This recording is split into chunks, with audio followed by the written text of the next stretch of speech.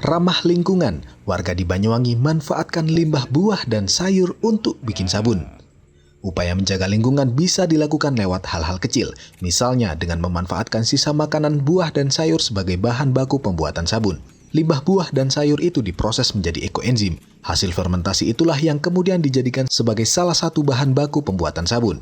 Jadi ini produknya, selain bermanfaat untuk tubuh juga bisa mengurangi limbah makanan, kata Eni Kusnanti, pengurus Yayasan Ekolaku Lestari Migunani Banyuwangi pada Rabu 1 Februari 2023. Yayasan yang bergerak di bidang lingkungan itu sudah 2 bulan memproduksi sabun ekoenzim. Sabun-sabun yang diproduksi yayasan dimanfaatkan sebagai cindera mata untuk pengunjung yang datang ke sana. Pihak yayasan juga membuka praktik pelatihan membuat sabun ekoenzim untuk pelajar dan mahasiswa. Cara ini dilakukan untuk mengenalkan sabun yang ramah lingkungan, sekaligus mengkampanyekan gerakan peduli lingkungan pada khalayak. Sabun ekoenzim berbeda dengan sabun-sabun buatan pabrik yang beredar di pasaran. Produk sabun dibuat dengan cara sederhana, namun tidak mudah. Membuat sabun ekoenzim membutuhkan kesabaran. Sri Mulyaningsih, mahasiswa Fakultas Hukum Universitas 17 Agustus Banyuwangi, sengaja datang ke yayasan itu untuk belajar membuat sabun ekoenzim bersama rekan-rekannya. Sebelum datang ke sana, Mulyaningsih mengaku sekedar tahu soal sabun ekoenzim. Dia baru mendalaminya setelah datang ke yayasan. Setelah mengenal lebih dalam soal sabun itu, Mulyaningsih mengaku tertarik untuk membuatnya di rumah. Ia juga berencana memakai sabun ekoenzim untuk sehari-hari. Soal pembuatan sabun ekoenzim ini, tujuannya apa dan proses pembuatannya bagaimana sih, Bu? Tujuannya terutama untuk memanfaatkan ekoenzim yang sudah ada, karena selama ini kan banyak pertanyaan kalau sudah memproduksi ekoenzim itu untuk apa gitu. Jadi dengan memberi gambaran bahwa ekoenzim itu juga salah satunya bisa untuk sabun, akan membuat semangat yang lebih semangat lagi untuk membuat ekoenzim gitu. Kalau proses produksinya seperti apa dan butuh waktu berapa lama? Proses produksinya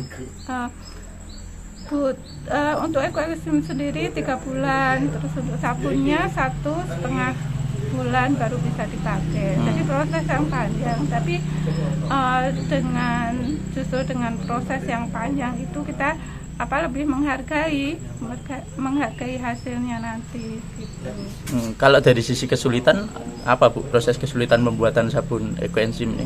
Tidak ada kesulitan, tapi ya kadang kalau misalkan bahannya seperti tadi NaOH-nya sudah mati gitu, juga akan berpengaruh pada kepadatan waktu pengocokan itu ternyata tadi lebih lama. Kalau yang NaOH-nya lebih bagus itu biasanya cepat untuk mengentalnya.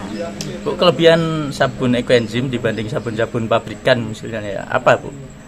Sabun ekoenzim karena menggunakan bahan organik, semuanya menggunakan jadi lebih aman, insya Allah lebih aman. Kemudian juga berfungsi untuk kulit, untuk misalkan dalam kasus pengobatan misalkan eksim atau apa, dengan menggunakan sabun ini bisa membantu untuk penyembuhannya. Bu, sudah berapa bulan produksi sabun ekoenzim? Sudah kira-kira 2 bulan. 2 bulan ini ya. Itu untuk memanfaatkan ekoenzim yang selama ini tersimpan itu ya? Iya, untuk memanfaatkan ekoenzim yang tersimpan ini.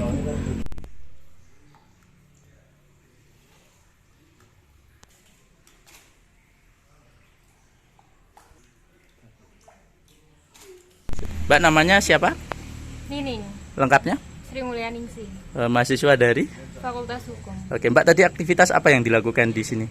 Tadi membuat sabun dari ekoenzim. Sudah pernah sebelumnya bikin sabun ini? Sebelumnya belum pernah bikin sama sekali, baru di sini bikin. Gimana tadi prosesnya, susah atau gampang? Cukup mudah ya. Soalnya juga bahannya juga simpel. Mungkin kayak proses pembuatan ekoenzimnya yang agak lama. Tadi selesai bikin ini? Ya, alhamdulillah selesai. Ada rencana untuk setelah bikin dari sini, tertarik nggak untuk misalnya nanti di rumah untuk bikin sendiri gitu? Tertarik sekali, soalnya kan bahannya juga cukup mudah, bisa dibuat sendiri, terjangkau juga gitu. Oke, Mbak semester? Sekarang semester 6. Fakultas? Fakultas Hukum. Oke.